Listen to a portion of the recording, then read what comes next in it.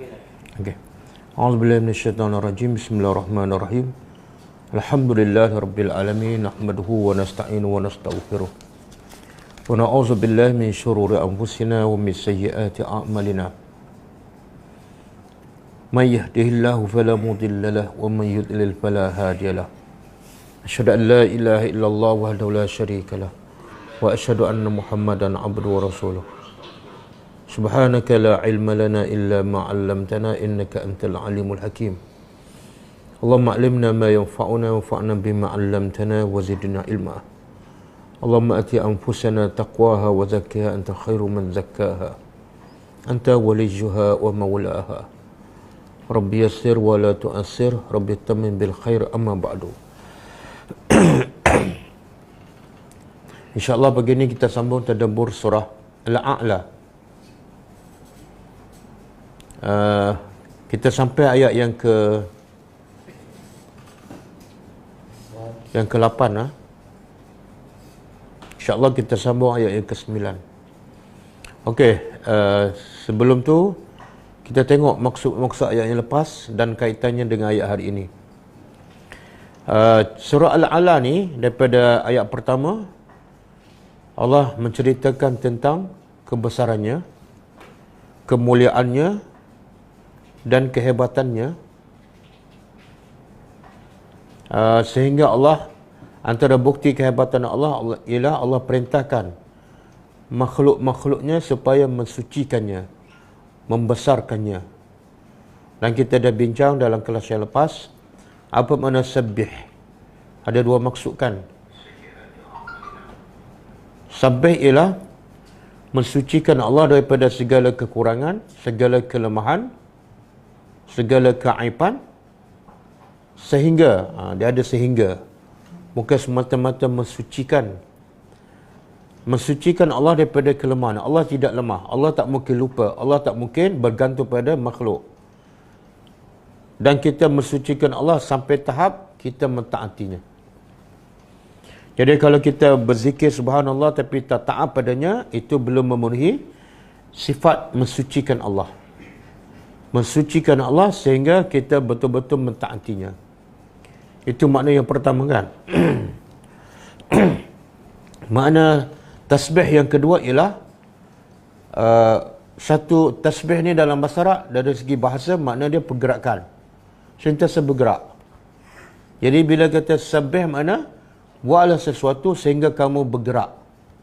Jangan buat sesuatu tapi kamu tak bergerak, tak maju ke depan. Jadi tasbih ni ialah kita mensucikan Allah, kita mentaati Allah, sehinggalah ada satu proses yang berlaku, iaitu kita semakin dekat kepada Allah. Kita semakin cinta kepada akhirat. Kemudian Allah beritahu sebab apa Allah perlu disucikan, perlu dibesarkan, perlu diagung, perlu ditaati. Sebab dia satu-satunya Tuhan yang khalaq, yang telah menciptakan. Menciptakan apa? Semua yang ada. Langit, bumi, hujan, tumbuh-tumbuhan, haiwan, malaikat, jin, semua sekali. Jadi selain daripada Allah, semuanya makhluk. Jadi hebatnya Tuhan, dia tak berkongsi dalam penciptaan. Kalau Allah ni berkongsi dengan Tuhan yang lain untuk mencipta apa-apa, Allah tak hebat. Jadi yang mencipta satu sahaja. Maka sebab itulah wajib mensucikan Allah sahaja dan wajib mentaatinya sahaja. Kemudian Allah bukan setakat mencipta, tapi fasawwa, Allah menyempurnakan, melengkapkan apa yang diperlukan oleh ciptaannya. Kalau manusia perlukan apa, Allah sediakan. Kalau haiwan perlukan apa, Allah sediakan. Fasawwa. Dan bentuk ciptaan manusia pun adalah bentuk ciptaan yang terbaik. Kepala di atas, perut di tengah, tempat buang najis di belakang. Kemudian wallazi qaddara, Allah yang telah menetapkan, menentukan apa? Bentuk ciptaan manusia macam ni, bentuk ciptaan haiwan macam ni, bentuk ciptaan orang Melayu macam ni. Dan begitu juga Allah menentukan ajal umur seseorang, ajal umur binatang, ajal umur tumbuh-tumbuhan dan rezeki setiap makhluknya Allah telah tetapkan. Mana semua telah terjamin.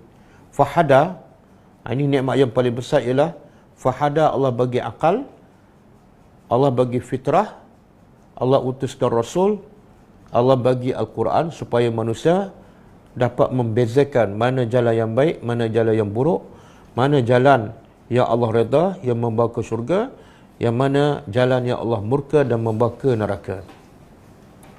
Jadi Allah bukan cipta kemudian lepas tangan macam tu, tak.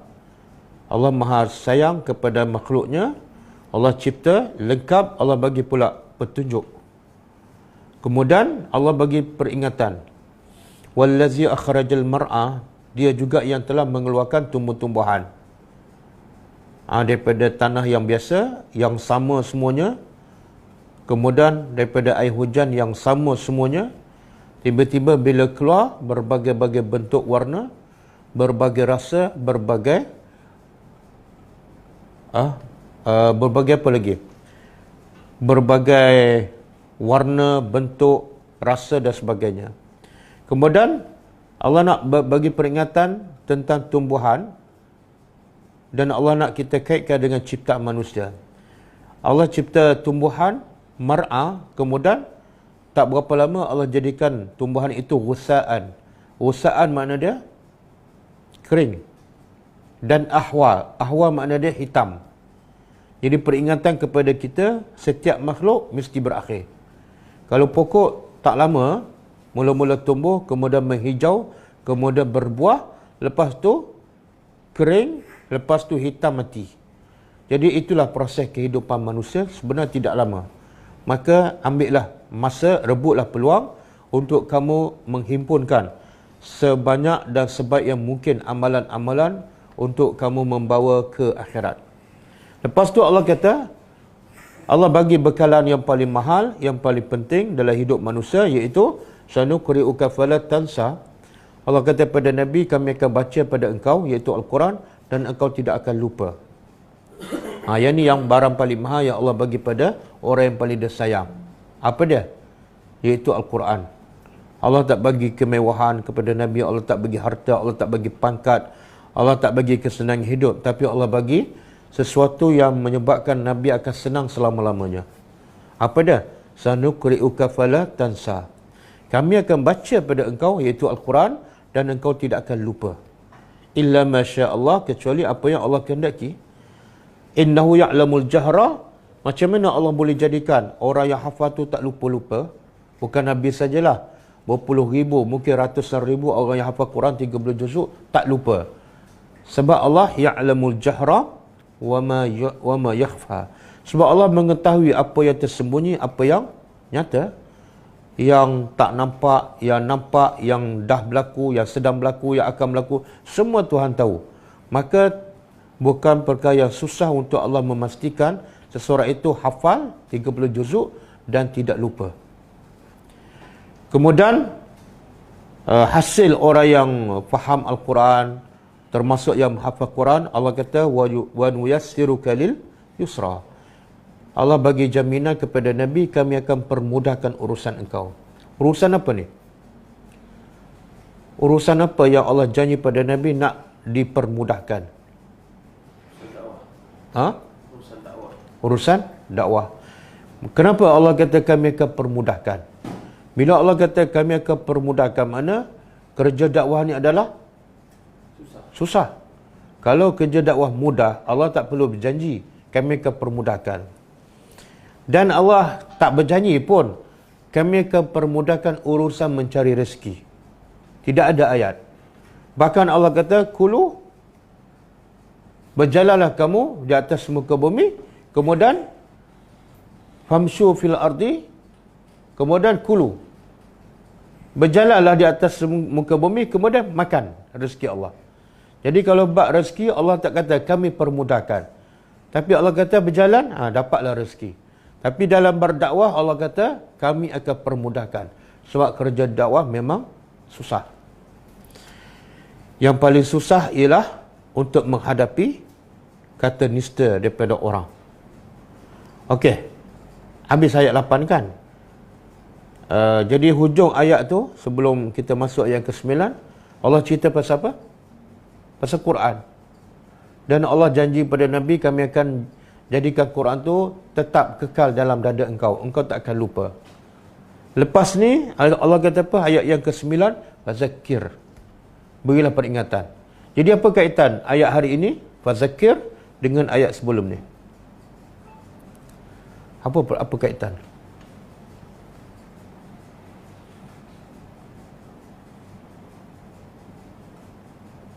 Kami akan baca Quran pada engkau, engkau tak akan lupa. Tiba-tiba Allah kata, berilah peringatan. Apa kaitannya?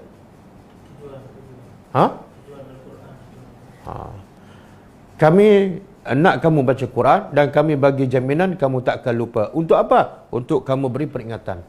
Jadi cukup jelas tujuan Quran diturunkan ialah supaya kamu sampaikan, bukan untuk hafal, bukan untuk baca, bukan untuk simpan, bukan untuk tampal. Lepas dapat Quran, Allah kata terus fazakir. Itulah tujuan Quran diturunkan. Jadi kita sambung tadabbur ayat seterusnya.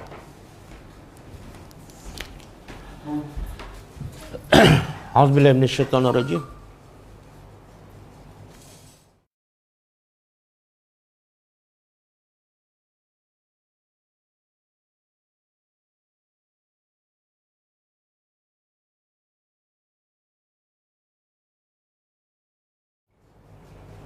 Okey. Fazakir, maka berilah peringatan. In sekiranya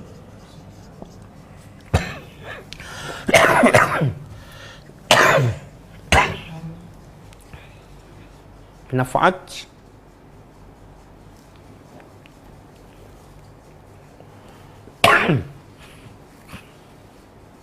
apa makna nafaat? Dah jadi bahasa Melayu kan? Sekiranya memberi, sekiranya peringatan itu memberi manfaat.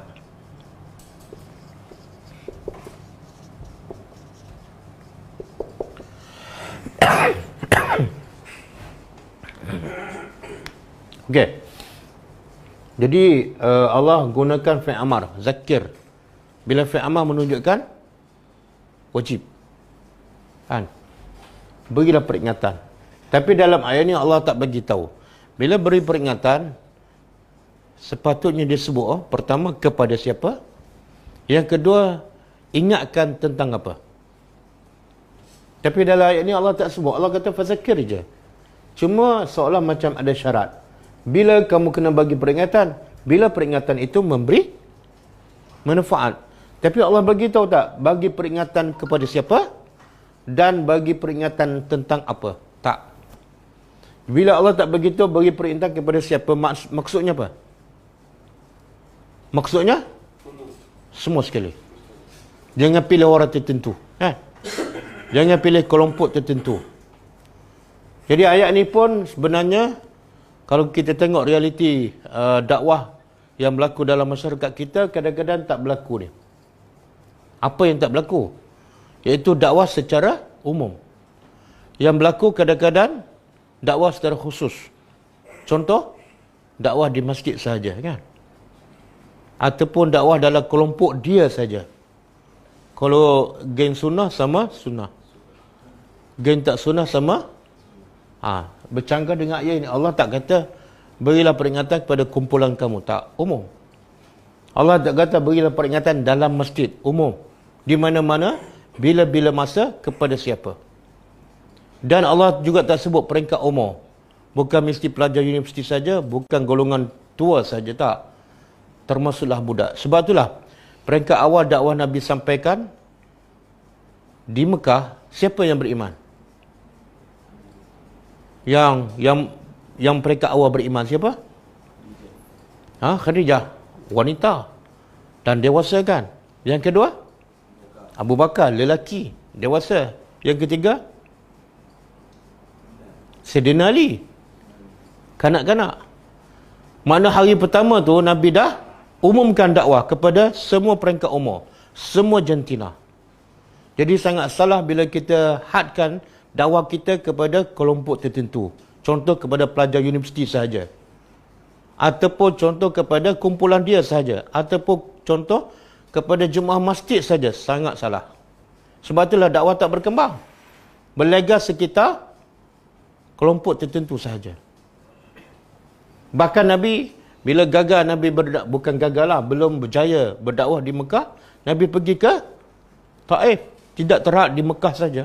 Bila gagal di Taif, Nabi pergi ke Madinah. Dakwah kena mencari. Kena mencari mad'u. Bukan menunggu dijemput. Satu. Yang kedua, peringatan. Nak bagi peringatan dengan apa? Apa benda yang kita nak sampaikan? Ha? Tengok, Allah tak sebut, tapi kita boleh faham kalau kita tadabbur. Yalah, kalau tauhid ke azab Allah ke, silibusnya apa? Rujukannya apa? Quran. Mana tahu? Ha? Ayat Allah. Mana tahu, ha? Tak, ayat sebelum ni cerita pasal apa? Kami akan baca Quran pada engkau dan engkau tak akan lupa. Lepas tu Allah kata apa? Sampaikan apa? Yang engkau baca itulah. Boleh? Jadi kalau nak sampaikan, jangan cerita kata-kata orang. Cerita pasal Al-Quran. Jangan cerita pendapat guru dia. Bila cerita pendapat guru dia, orang tak akan faham Islam yang lengkap. Orang akan faham Islam yang cacat, yang tempang.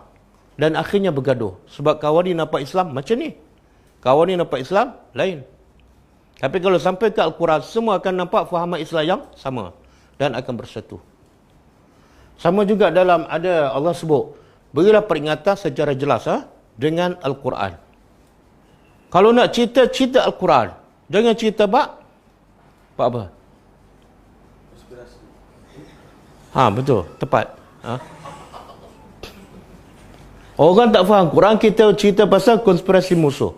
Macam mana dia nak berdepan dengan musuh? Senjata tak ada. Senjata orang beriman apa dia? Quran. Okey, Allah sebut surah Qaf.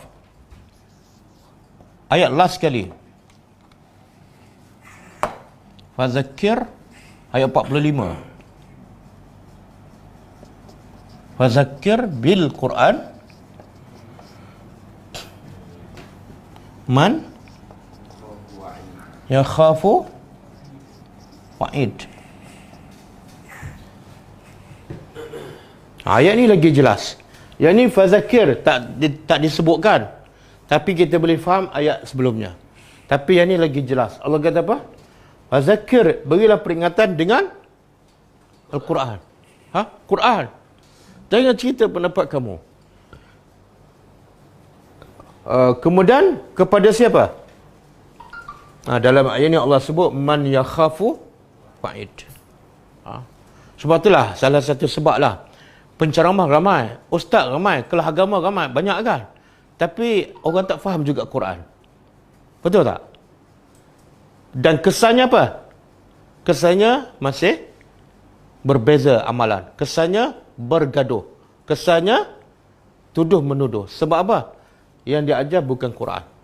Yang dia ajar pendapat dia, mazhab dia. Betul tak? Betul. Kadang-kadang ceramah 1 jam, 1 ayat Quran pun tak keluar. Yang keluar ialah mimpi guru dia. Okey. Kemudian tengok Allah kata apa? Berilah peringatan sekiranya peringatan memberi. Seolah Allah bagi syarat.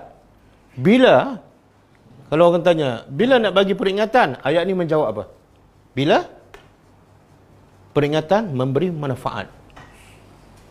Memberi manfaat kepada siapa? Okey. Maknanya kalau kita agak-agak lah, kalau aku cakap Al-Quran pada orang ni tak akan dapat faedah. Masa tu wajib tak kita sampaikan? Wajib. Apa dalil? Apa dalil tak wajib? Inilah. Ini dah dalilnya. Kenapa awak tak sampaikan? Dia ni memang kerah keng. Cakap apa pun dia tak dengar. Jadi Allah kata sekiranya memberi manfaat baru sampaikan. Boleh faham? Betul tak hujah dia?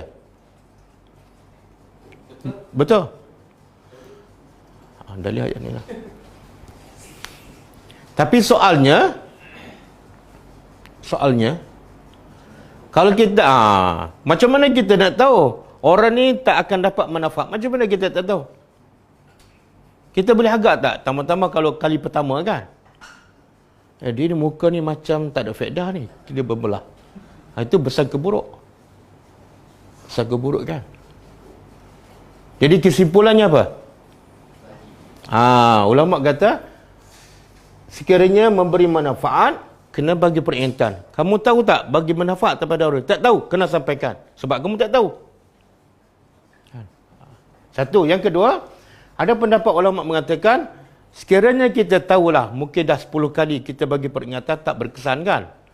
Kita boleh agaklah. Maka ketika itu ulama kata, ketika itu tak wajib sampaikan.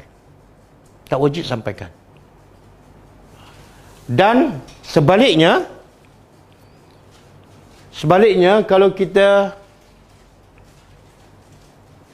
tahu peringatan ni memberi faedah, ketika itu wajib sampaikan. Kalau tak sampaikan, berdosa. Okey, boleh ke? Dan ada satu lagi pendapat. Sebenarnya pendapat ni dia kata apa?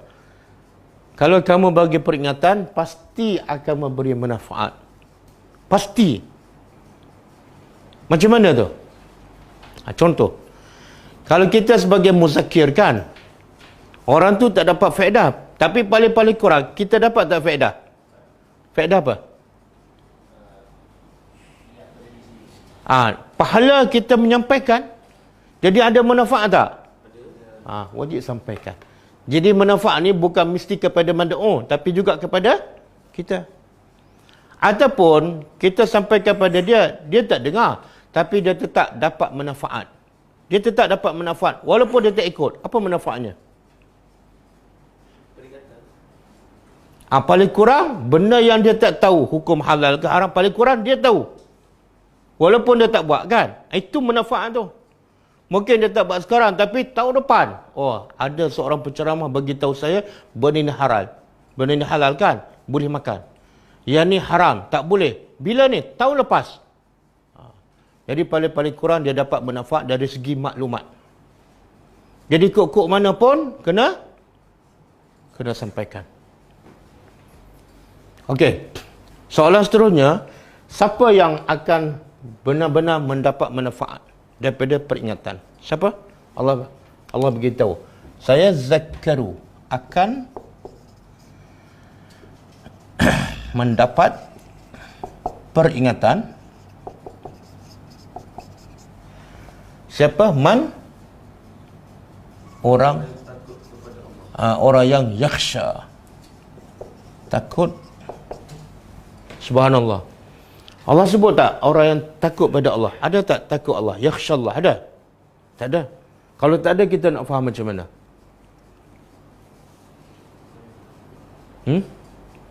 Kita, kalau orang tanya, takut siapa ni Ustaz? Nak jawab apa? Siapa-siapa? Tak. Peringatan ini akan memberi manfaat. Akan mendapat manfaat ataupun peringatan siapa? Orang yang takut. Takut siapa? Tengok, Allah tak beritahu, tapi kita boleh faham. Mestilah takut pada yang hebat. Betul? Siapa yang hebat? Allah lah. Patut tak takut pada orang? Tak patut, tak masuk akal. Sebab apa? Orang adalah makhluk. Patut tak takut pada hantu? Jadi bila Allah tak sebut, Allah nak suruh kita faham. Ada satu je yang wajib kita takut. Siapa? Pastilah yang hebat, yang mencipta, yang boleh buat apa saja bila-bila masa. Jadi haram kita takut selain daripada Allah. Haram. Termasuk Dajjal. Termasuk. Dajjal makhluk. Kan? Okey, siapa ni yang takut pada Allah?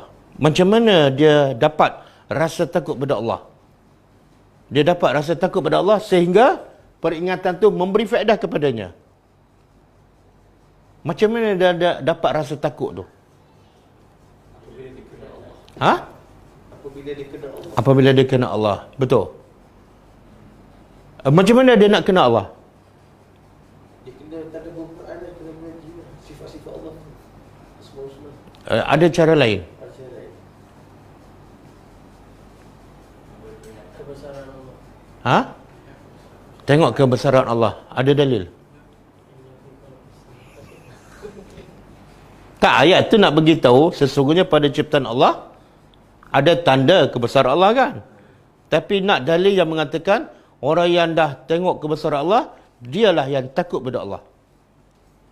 Allah guna perkataan yang sama, yakhsha. Allah guna perkataan yang sama. Sesungguhnya orang yang takut pada Allah ialah orang yang betul-betul berilmu.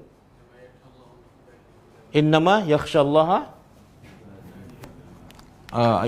Ayat apa tu? Surah? Bukan. Innama Surah Fatir ayat 28. Cuba buka. Innama yakhshallaha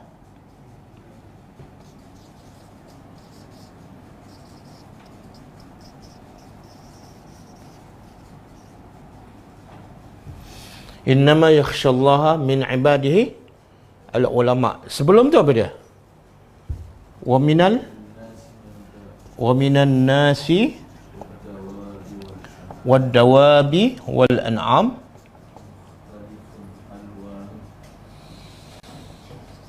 mukhtalifun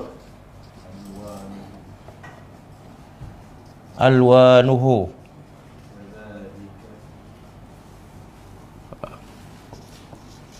Wa minan nasi wad dawabi wal an'am mukhtalifun alwanuhu kazalik. Kemudian cuba tengok ayat ni bersambung ni. Cuba terjemah. Wa minan nas, ada dari kalangan manusia, wad dawab, dan binatang-binatang yang melata yang bergerak, wal an'am, binatang ternakan, mukhtalifun alwanuhu, berbeza alwan, warnanya. Warna apa berbeza ni? Manusia ada banyak tak manusia yang berbeza warna? Ada hitam, ada gelap, ada putih, ada merah kan? Kemudian binatang banyak tak berbeza warnanya? Binatang ternak ada kambing warna hitam, ada kambing warna banyak. Semua tu berbeza warnanya. Allah kata, kemudian Allah kata apa? Innama yakhshallaha, sesungguhnya hanyalah yang yakhsha, yang takut pada Allah dari kalangan hambanya ialah ulama. Apa makna ulama? Orang yang berilmu. Ilmu tentang apa? Cuba tengok, ini satu ayat ni. Allah kata ada binatang, ada orang, ada binatang ternak berbeza warnanya.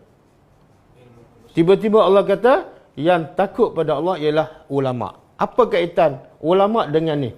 Potongan ayat sebelum. Apa kaitan? Fikir. Fikir apa? Tentang apa? Penciptaan Allah. Jadi ilmu yang menjadikan orang tu takut pada Allah bila dia memikirkan tentang kebesaran Allah. Apa dia contoh? Iaitu binatang ni macam mana Allah boleh keluar daripada tak ada apa-apa tapi berbagai warna, berbagai bentuk. Orang pula Jepun matanya lain, orang Mak Saleh kulit putih, orang India hitam, Afrika lagi gelap. Orang Melayu pula tapi semua tu keluar daripada air mani yang sama kan? Warna sama. Hebatnya Tuhan boleh bila keluar berbeza warna. Itu ilmu maklumat tentang apa? Tentang Allah. Ilmu itulah menjadikan dia takut pada Allah. Boleh? Boleh tak? Boleh. Jadi siapa ulama yang sebenarnya? Ustaz. Yang dapat PhD kat Azhar? Bukan. Yang mengaji Islam? Bukan. Yang mengaji kat Uniza? Bukan. Yang mengaji tadabbur Quran dengan gula. Bukan. Siapa ulama sebenar? Ha? Yang takut pada Allah. Cuma asas nak takut pada Allah, dia berfikir. Ada juga orang berfikir cantiknya tapi tak takut, bukan ulama. Dia tak pernah pergi Azhar, dia tak pernah belajar sekolah agama. Tapi bila berfikir, hebatnya binatang ni. Yang ni bentuk macam ni, tanduk rusa lain, tanduk kambing lain. Hebatnya dia pun bila dengar perintah Allah, dia takut. Dia ulama. Siapa ni? Orang kampung. Tak pernah masuk universiti. Ada pula yang belajar PhD sampai Al-Azhar. Tapi bila dengar azan tak rasa takut apa-apa. Dia bukan ulama. Okey. Jadi kita semua boleh jadi ulama tak? Tapi kena belajar kat mana? Universiti Ghulam. Okey. Allah sebut satu contoh. Ada orang biasa je, buta pula. Tapi dia takut pada Allah. Bila dia takut pada Allah, Allah kata apa? Ni akan mendapat peringatan orang takut pada Allah. Maknanya, kalau dia takut pada Allah, dengan peringatan, terkesan. Allah bagi contoh dalam Quran. Dia orang buta pula. Siapa ni?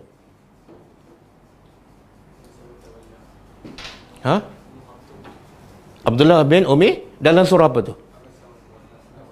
Surah apa tu? Abasa. Okey. Boleh tak keluar ayat yang ada perkataan yakhsha?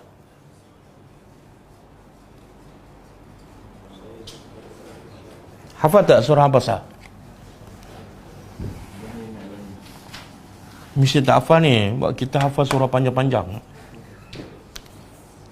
Apa dia? Abasa wa tawalla an ja'ahu al-a'ma wa ma yudrika la'allahu yazakka. Kemudian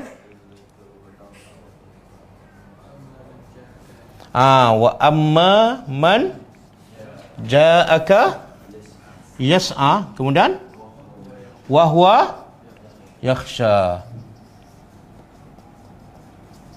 Kan?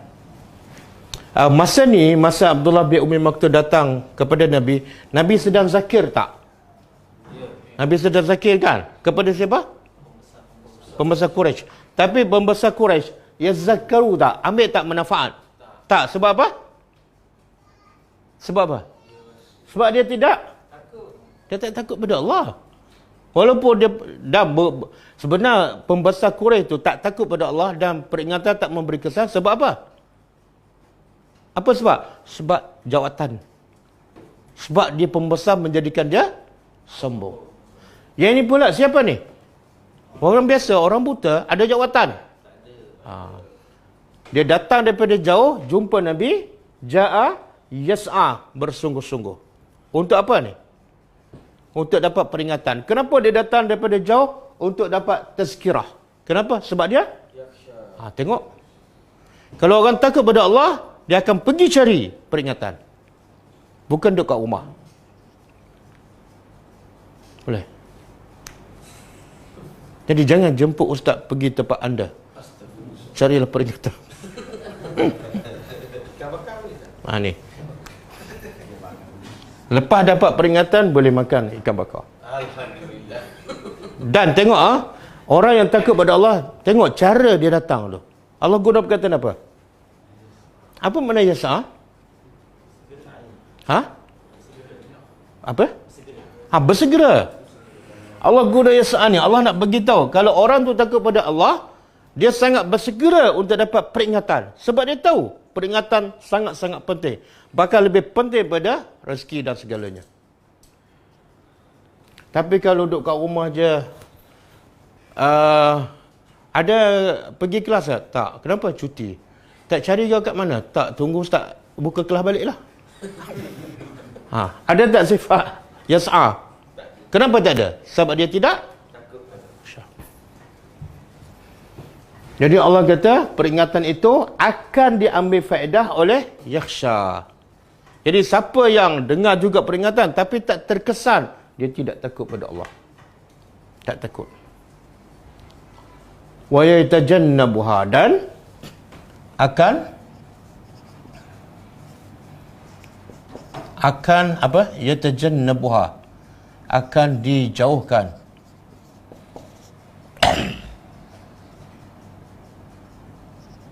akan dijauhkan darinya al-ashqa. Apa makna al-ashqa? Allah sebut dalam ayat apa ni? Fa'ammal lazina syaqaw.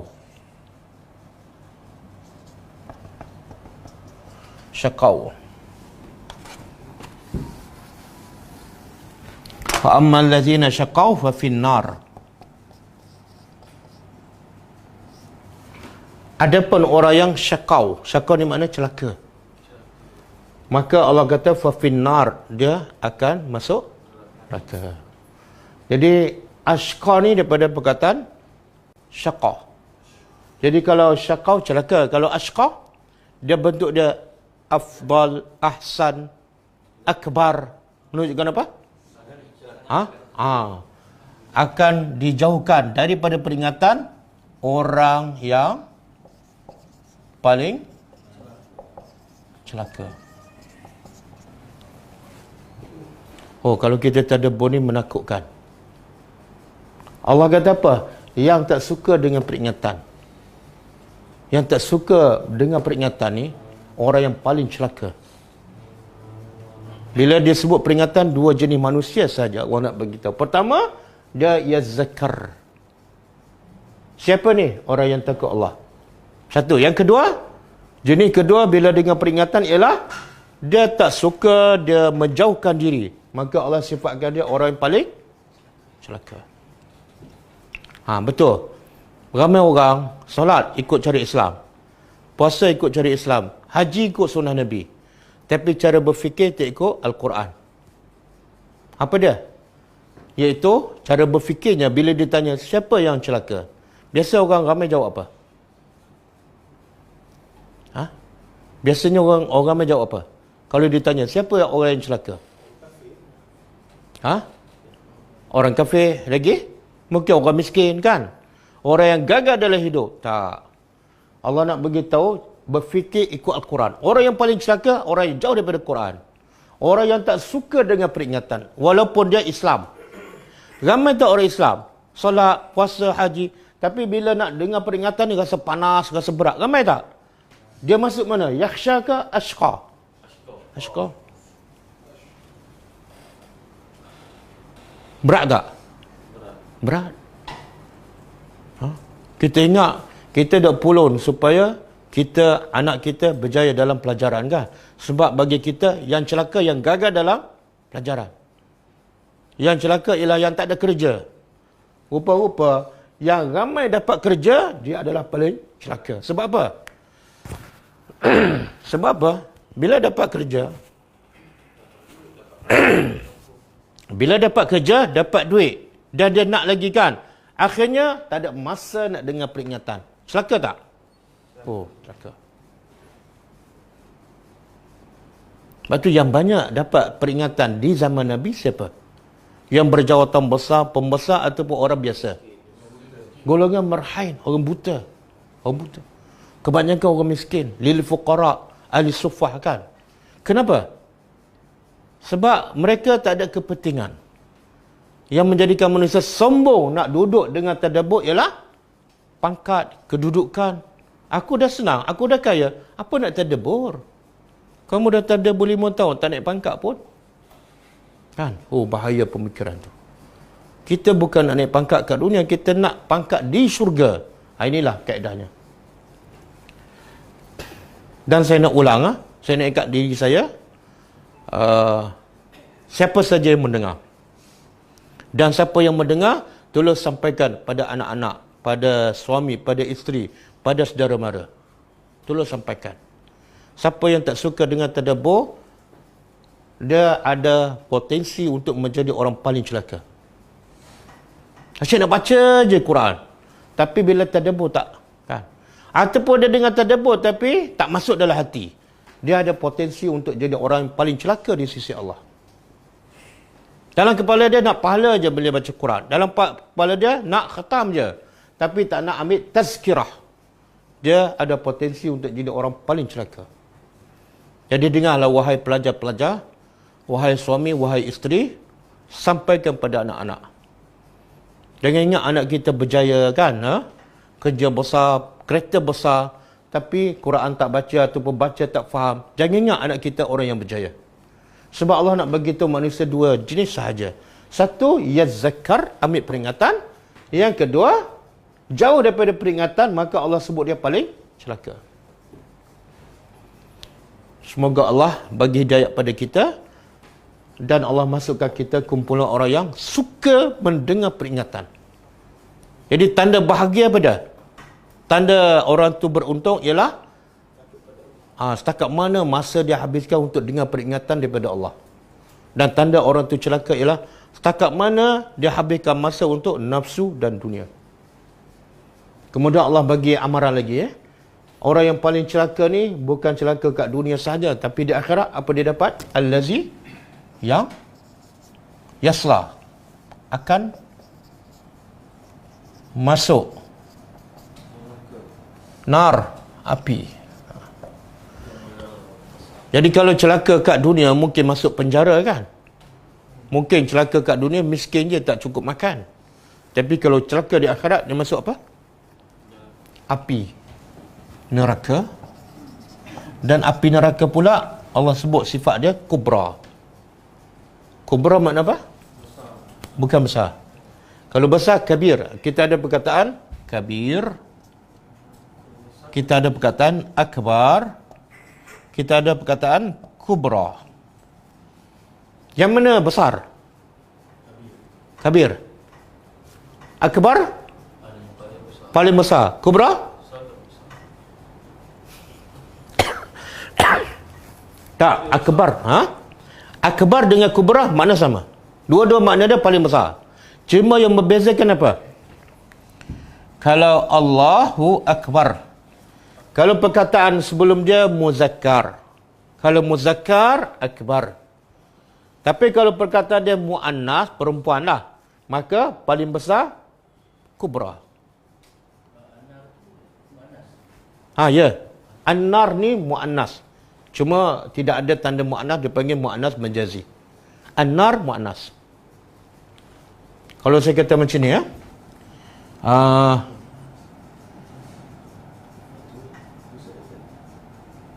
apa? Qalam. Qalam paling besar. Cuba buat ya. Qalam pena. Pen paling besar. Tak, pilih ni antara tiga. Saya nak beritahu qalam yang paling besar. Akbar ke kubra? Kubra. Kubra. Dia dua aja. Kalau salah satu salah, satu lagi mesti betul. Yang ni besar kan? Yang paling besar dua ni je. Kubra salah. Jadi yang betul akbar. Kalau saya kata sayyaratun, kereta paling besar apa dia? Akbar ke kubra? Kubra. Kenapa? Muannas. Jadi makna akbar dengan kubra sama tak? Sama. Okey, Allah kata. Jadi Allah kata, ni yang paling celaka ni. Siapa? Yang tak suka dengar peringatan. Di akhirat dia akan masuk api. Satu, yang kedua api yang paling apa yang Allah nak beritahu bila Allah sebut api yang paling besar? Apa message?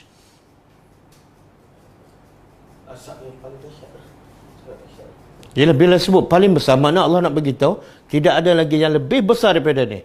Satu. Yang kedua, Allah nak beritahu yang paling besar tu api akhirat. Makna api kat dunia ni adalah yang paling kecil. Sebab tu ada satu hadis Nabi kata, narul akhirah juz'un min sab'i min nari ad-dunya. Api neraka adalah api neraka di akhirat satu juzuk daripada 70 juzuk api dunia.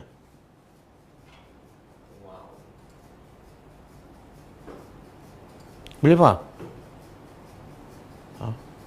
Maknanya kalau api kat dunia, kumpul api semua kat dunia, kita masuk dalam api kan? Apa jadi? Mati kan? Tapi api di akhirat berapa kali ganda? Bukan 70, 69 kali ganda. Dan bila masuk, mati ke tak? Kenapa api ke akhirat lagi besar, lagi panas, tapi masuk tak mati? Api kat dunia taklah sepanas api akhirat. Bila masuk mati. Kenapa? Sepatut yang mana lebih cepat mati? Kat akhirat kan? Kenapa yang paling panas tak mati, yang kurang panas masuk kejap mati?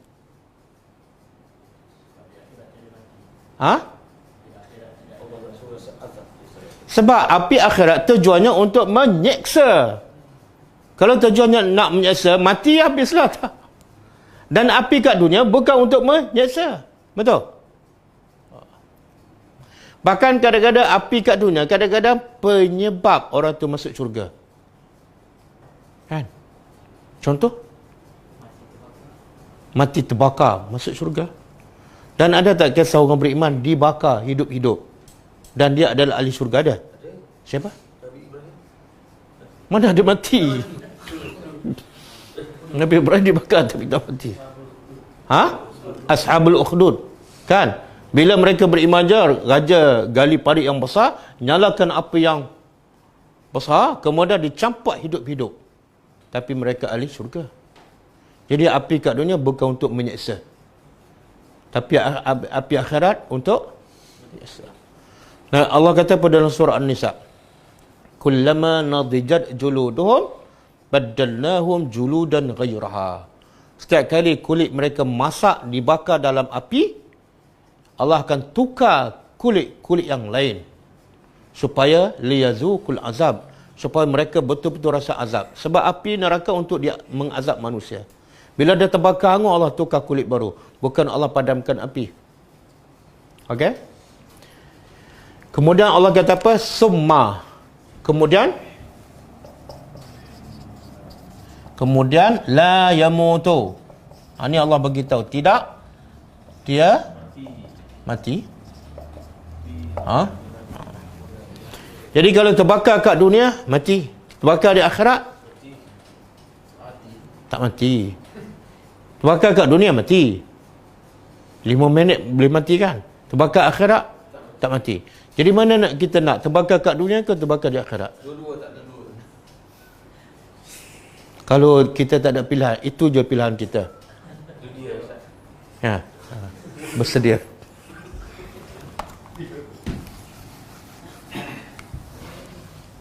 Okey, la yamut fiha, dalamnya, wala yahya, dan tidak dia hidup. Tengok Allah guna bahasa tak mati tak hidup.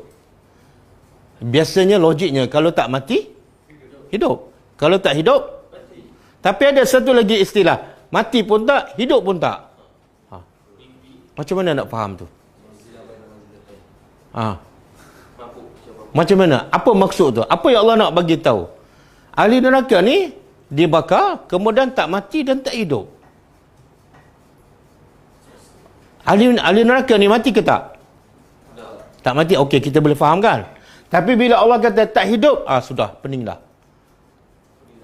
Macam mana?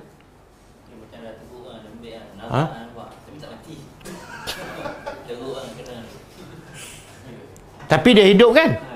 Tapi Allah kata tak hidup. Allah kata tak hidup.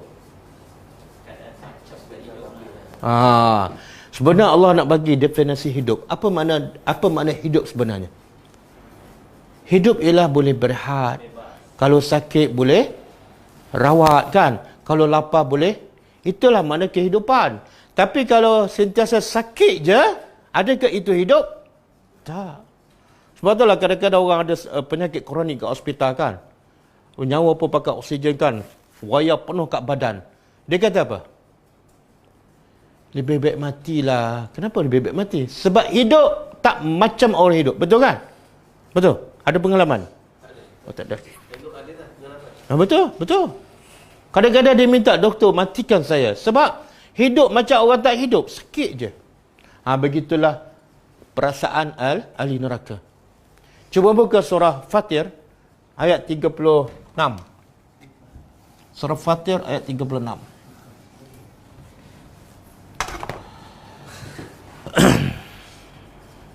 Fatir ayat berapa Ustaz? 36. Wallazina kafaru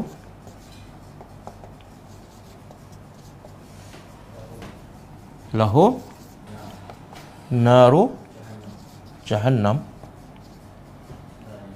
la yuqda fayamutu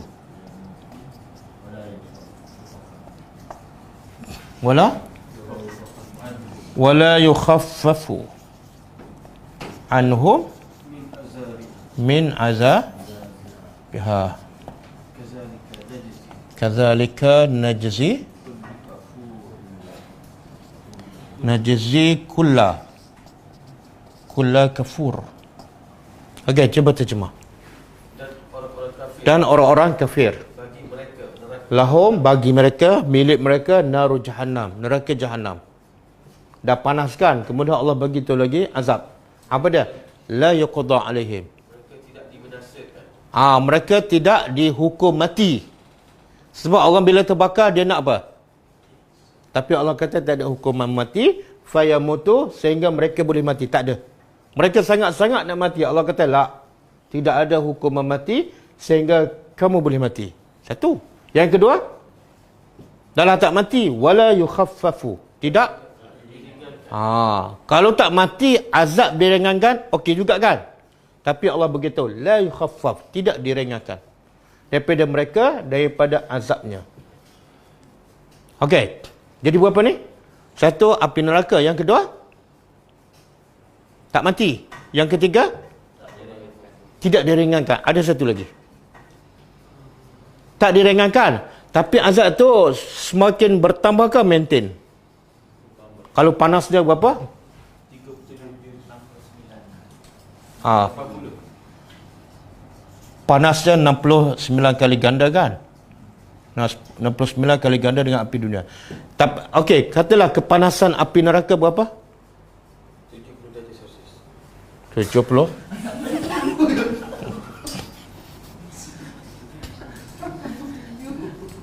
70. darjah Celsius.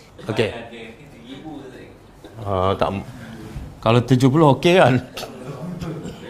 3,000 kan? Jadi satu, tak mati. Yang kedua, tak diringankan. Dia tak mungkin jadi 2,980. Okey? Satu lagi, adakah maintain 3,000 darjah Celsius?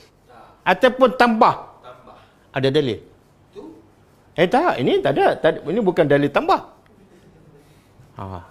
Ya Allah. Cuba buka surah An-Naba. Ayat 50.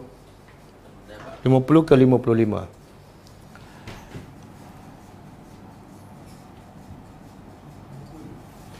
50. Cuba baca ayat tu.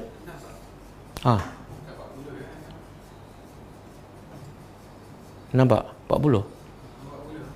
Ya ke?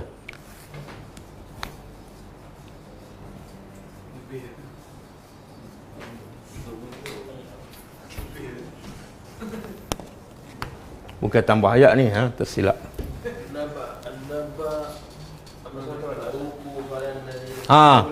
Tiga? Okey, silap. Allah kata fazuku falan nazidakum illa azaba. Cuba tadabbur. Allah kata apa? Fazuku, maka rasalah kepanasan api ni. Kemudian falan nazidakum, kami tidak sekali-kali akan tambah pada kamu kecuali apa? Azab. Makna azab bertambah tak? Tak. Ente faham tak? Tambah ke tak? Tambah lah. Dengar. Itu ikut kelas tadabbur. Kalau baca terjemahan tak tahulah. Itu di sini tak sekali-kali tidak akan menambah kepada kamu kecuali azab. Maknanya ada tak tambah makanan? Tak ada. Ada tak tambah apa ni? Minuman? Tak ada. Yang tambah ialah semuanya azab. Boleh? Jadi daripada 3,000 jadi berapa? 4,500. Tambah separuh. Ni orang suka bermain dengan angka ni.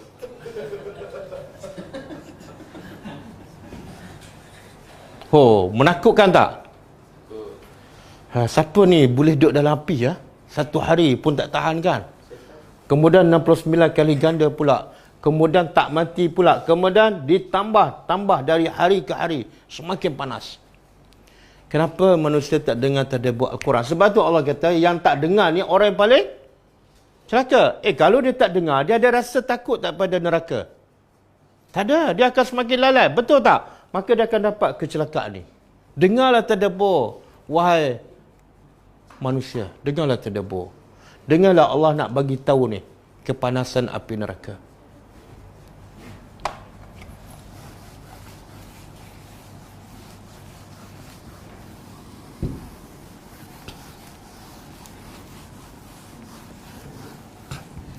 Okey. Kita habis. Oh, ayat ni hari ni tak ada nombor ayat. Ayat berapa dah ni? 14. Tengok lipas lah, yang lipas tu. Orang setengah orang dengan lipas pun dah tak tahan kan? Ini dengan apa ni? Api lagi tak tahan. Ayat 13 kan? Okey, masa dia cukup jadi ayat seterusnya qad aflah. Ini fasa lain. Dalam surah Al-A'la ni ada 4 fasa. Fasa pertama dan kedua kita dah belajar. Hari ni daripada ayat 9 sampai 14 kan? 13. Ini fasa yang ketiga. Kemudian bermula daripada qad aflaha man tazakka, fasa yang keempat. Kita sambung minggu depan. Okey.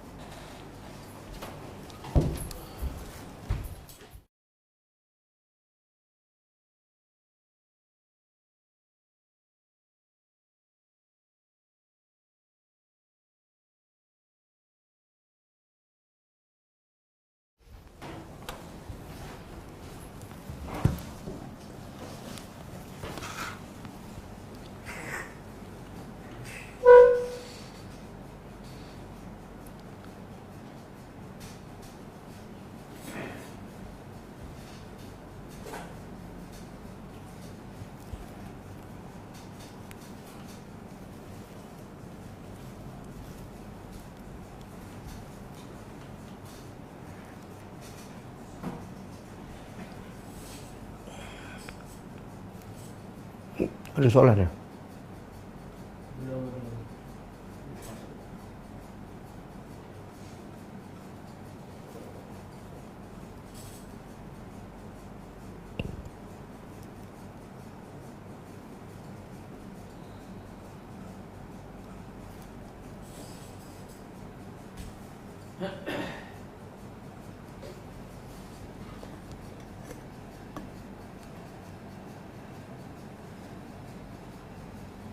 Wa antum fajazakumullahu khairan.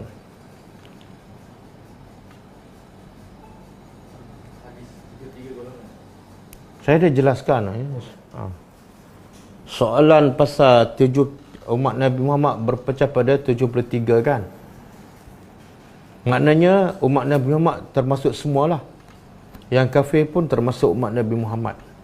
Jadi umat Nabi Muhammad terbagi pada dua. Satu, ummatun dakwah. Yang kedua, ummatun ijabah. Ummatun dakwah ialah umat yang dakwah sampai pada mereka, walaupun mereka tak beriman. Yang kedua, ummatun istijabah. Iaitu umat yang dakwah sampai pada mereka dan mereka beriman. Jadi daripada dua jenis umat itu terpecah kepada 73. Dan yang satu sahaja yang selamat. Nabi kata bukan nama kumpulan yang selamat, tapi sifat kumpulan yang selamat, iaitu wama ana alaihi wa ashabi, yang ikut aku dan ikut sahabatku, itu saja yang selamat. Yang mendakwa ikut orang tua, ikut tarikat ni tak ada jaminan selamat.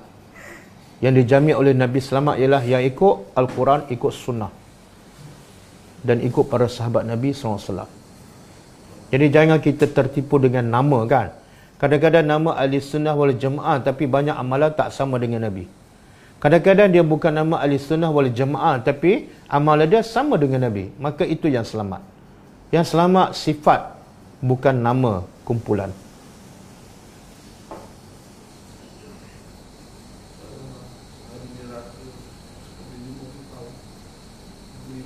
Sehari di neraka sama seperti 50,000 tahun.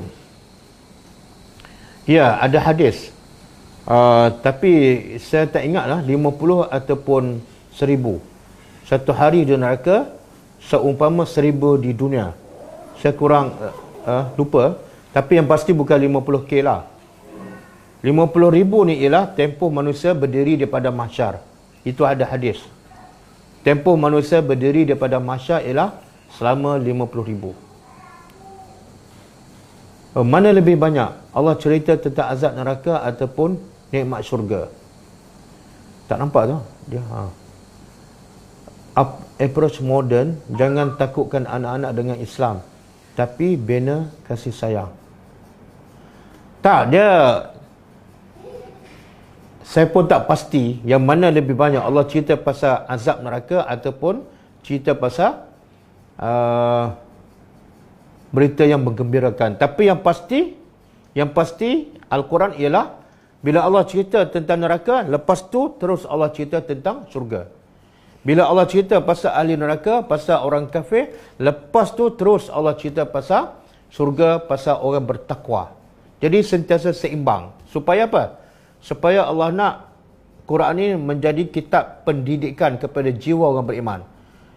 Jangan terlalu yakin dia akan masuk syurga, amalan dia diterima, dan jangan terlalu takut sehingga dia tak buat apa-apa.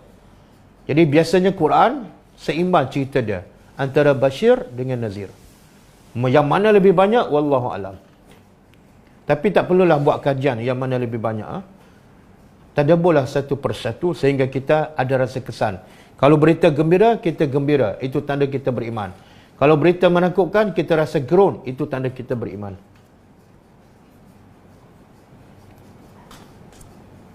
Angkat sikit dia. Mudi. Apakah antara petunjuk solat istikharah? Kata ulama, petunjuk solat istikharah ialah sebelum kita solat, kita buat pilihan yang mana kita nakkan. Istikharah ni ialah pilihan benda yang betul lah, benda yang halal. Kalau antara benda yang haram dengan benda yang betul, itu tak perlu istikharah. Memang wajib kita pilih benda yang betul ataupun benda yang halal.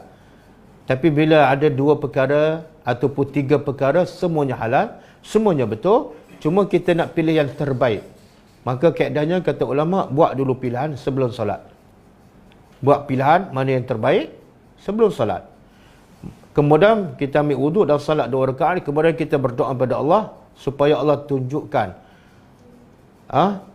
pilihan kita ni adakah betul-betul tepat, betul-betul terbaik ataupun tak. Cara macam mana kita dapat tahu pilihan kita ni betul ataupun tak? Dalam doa tu kita minta doa istikharah yang panjang tu. Ya Allah, sekiranya benda ni baik, permudahkan dia. Dan sekiranya benda ni yang aku pilih ni tak baik, maka jadikan dia sukar ataupun terbatal. Jadi lepas kita solat, tengok yang kita pilih tu mudah tak, lancar tak. Kalau mudah dan lancar, insya-Allah itu adalah pilihan yang terbaik. Kalau asyik sangkut je, itu petanda pilihan tu kurang baik. Kalau kita berdoa, mohon ampun untuk dikira untuk diri kita, kedua bapa, pasangan kita, anak-anak kita dan muslimin muslimat. Boleh tak kita akhiri dengan ayat 118 surah Al-Maidah? Apa ni?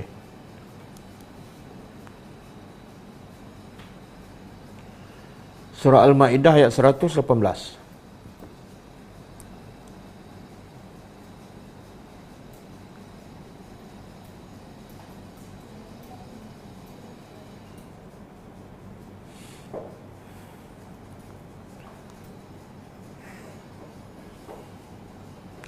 In tu'azibhum fa innahum ibaduka wa in taghfir lahum fa innaka antal azizul hakim.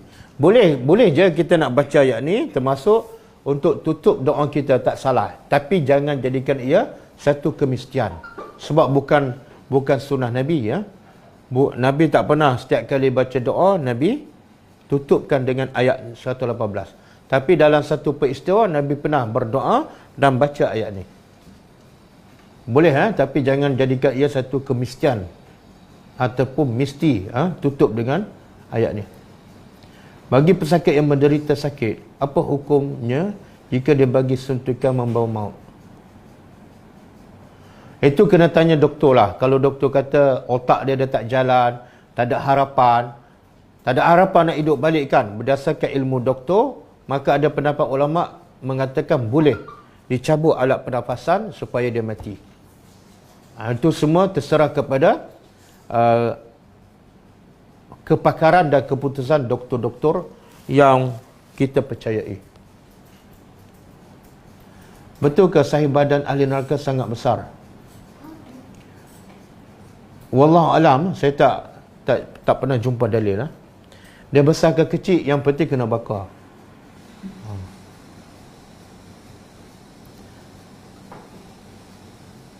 Orang beriman yang masuk neraka kerana dosa-dosa mereka mati tak lepas dia azab. Mati tak? Tak, dia tak akan mati. Dia alam akhirat ni ialah kehidupan yang kekal abadi. Kalau masuk neraka pun tak mati, masuk syurga pun tak mati. Jadi kalau orang beriman orang Islam yang banyak dosa, lebih banyak daripada amal soleh dia akan masuk neraka dan dia tak akan mati.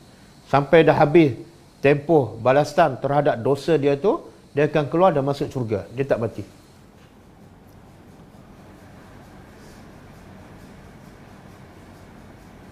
Bagaimana supaya kita sentiasa dalam peringatan Allah Subhanahu Wa Taala? Bagaimana cara solat taubat dan doa yang terbaik?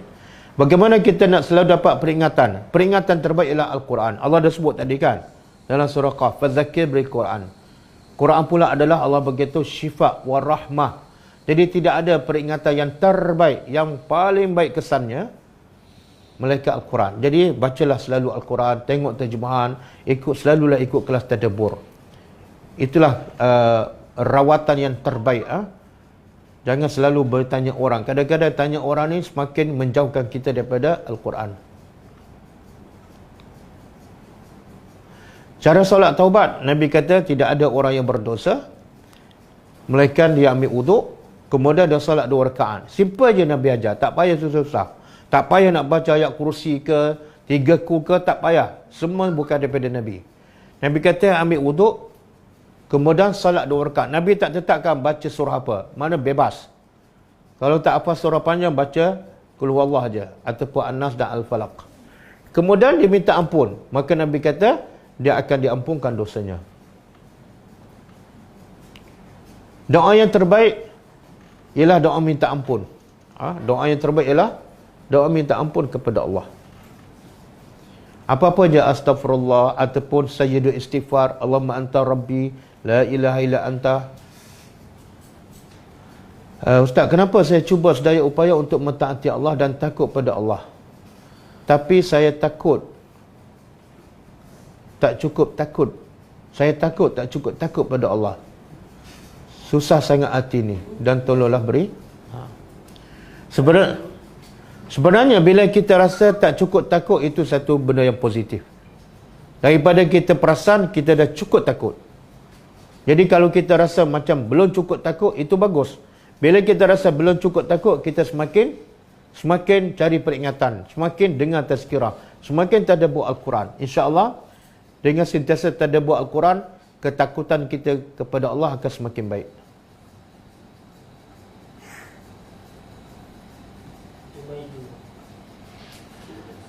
Surah Al-Isra ayat 29 mohon pencerahan.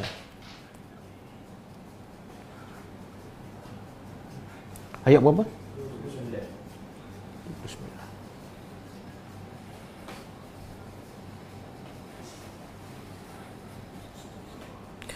Okey, Allah kata a'udzubillahi minasyaitanir rajim, wala taj'al yadaka maghlulatan ila 'unukika wala tabsutha kullal basti fataq'uda maluman mahsura. Maksud dia Allah nak bagi peringatan kepada semua manusia, khususnya kepada orang beriman. Apa dah? Allah kata, jangan jadikan tangan kamu terikat, terbelenggu di leher kamu. Unukika makna di leher kamu. Maksud apa? Tangan jangan ini simbolik lah. Jangan jadi tangan kamu terikat di leher kamu, iaitu jangan kedekut. Sebab ciri-ciri orang kedekut ni, tangan dia tak bergerak ke depan. Ciri-ciri orang pemurah, asyik memberi je. Jadi sebenarnya Allah nak bagi amaran dan nak bagi tahu sifat yang mulia. Orang beriman apa dia? Tidak kedekut. Cuma Allah buat contoh perumpamaan. Kalau asyik tak nak hulurkan tangan, itulah tanda orang tu kedekut. Tetapi dalam masa sama, kalau pemurah pun Allah bagi amaran. Wala tabsutha kullal basti. Bila kamu suka memberi pula, jangan suka memberi sebanyak-banyaknya sampai kamu sendiri memudaratkan kamu. Jadi Allah sebut juga dalam surah Al-Furqan kan. Wallazina iza anfaqu lam yusrifu wa lam yaqturu wa kana baina zalik. Orang beriman sifat mulia dia apa dia? Bila dia berinfak, dia bersedekah, dia tidak kedekut dan tidak boros. Dan dia antara kedekut dan boros. Jadi sama ayat ni ya. Jangan kedekut dan jangan terlalu pemurah sampai memudaratkan kamu.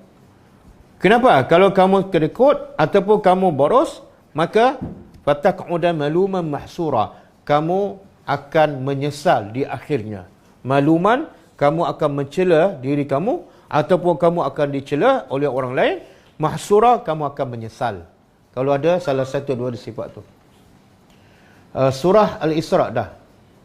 Apa pandangan Ustaz tentang gerakan Ikhwan Muslimin yang diasas oleh gerakan Ikhwan Muslimin pada zahirnya, pada umumnya adalah satu gerakan untuk menegakkan Islam berdasarkan Quran dan Sunnah. Tetapi tidak ada satu pun gerakan Islam yang sempurna. Masih ada kekurangan. Dan Mufti Saudi Syekh bin Baz pernah mengeluarkan fatwa bahawa gerakan Islam Muslimi di Mesir adalah satu gerakan yang baik. Kekurangan memang ada. Mana-mana gerakan ada kekurangan. Dan gerakan Ikhwan Muslimin juga melahirkan tokoh-tokoh yang hebat. Termasuklah Syekh Dr. Yusuf Qardawi, Syekh Said Qutub yang mengarang kitab tafsir Fi Zilal Quran.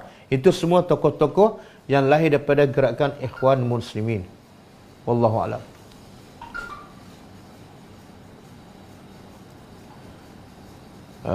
Peringatan dua orang manfaat dan celaka. Apa kaitan kepada ayat 4 dan 5?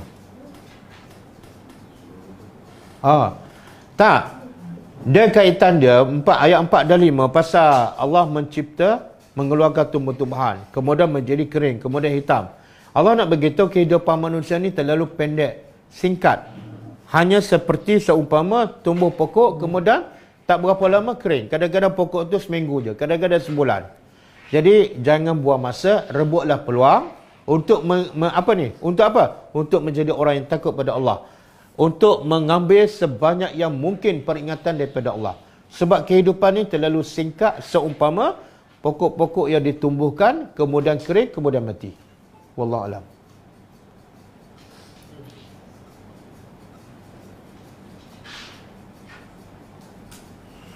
Takut perlu antara menghafal Quran dan tadabbur, mana yang perlu? Tak. Kalau tengok umur, kalau peringkat umur kanak-kanak, yang utama ialah bagi mereka hafal dulu.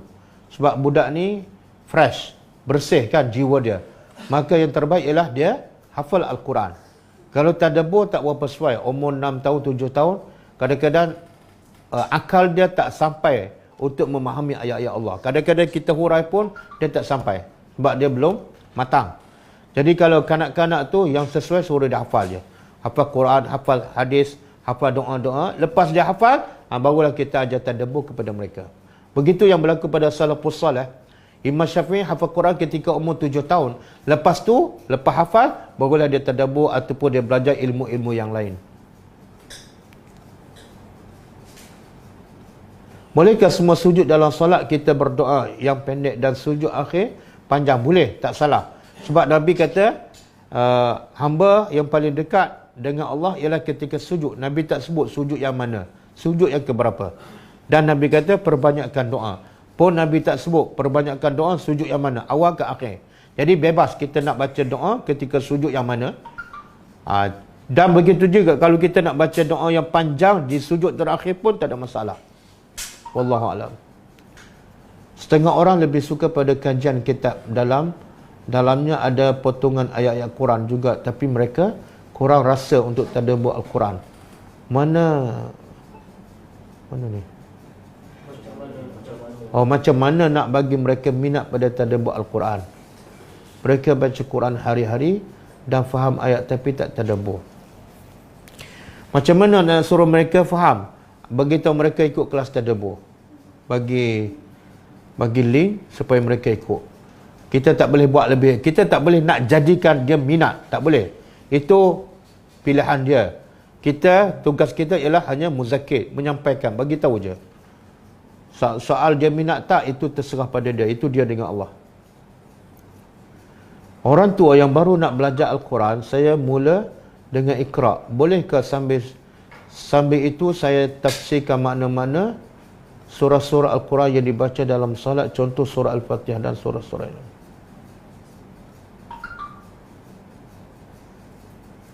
Dia sebaik-baik kita belajar tafsir ataupun tadabbur daripada orang yang berautoriti lah, yang ada ilmu, yang mahir dalam bahasa Arab. Kalau kita peringkat baru kan, sebab tafsir Ar-Rahman tu terlalu ringkas. Kadang-kadang boleh faham, ada ayat yang boleh faham, ada ayat yang kita tak boleh faham. Jadi sebaik-baiknya belajar dulu dengan ustaz, dengan guru yang boleh dipercayai ilmunya. Kemudian lepas tu bila kita dah tahu kaedah, kita bolehlah baca tafsir Ar-Rahman, baca sendiri. Wallahu a'lam.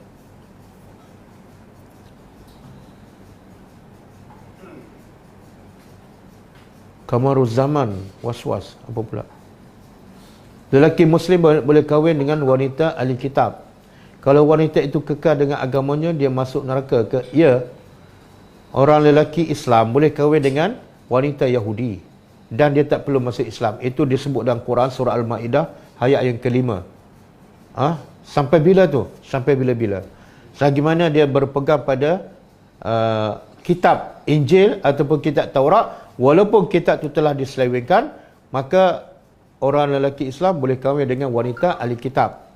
Walaupun, dan kalau wanita ahli kitab tu yang menjadi isteri kepada orang Islam dan mati dalam keadaan dia tak Islam, maka dia tetap kafir. Dikebumikan mengikut cara orang kafir.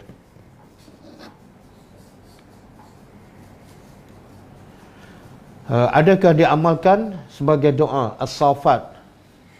Ya, boleh. Boleh kita baca, jadikan dia sebagai doa dan dibaca dalam salat pun boleh. Khususnya ketika tahiyat akhir, sebab ini ayat Quran. Elakkan baca ayat Quran ketika rukuk dan sujud. Boleh. Bolehkah diamalkan sebagai doa ayat ini? Samalah. Bolehkah sahabat kita yang dah masuk syurga menolong kita keluar daripada neraka? Boleh. Ada hadis. Jadi orang yang masuk syurga, dia akan tanya, Tuhan, di mana sahabat aku? Bila tak ada dalam syurga, bermakna dia dalam neraka. Jadi dia mohon kepada Allah supaya bantulah untuk mengeluarkan sahabat dia yang dalam neraka supaya akhirnya masuk syurga. Maka Allah pun kata, okey, boleh.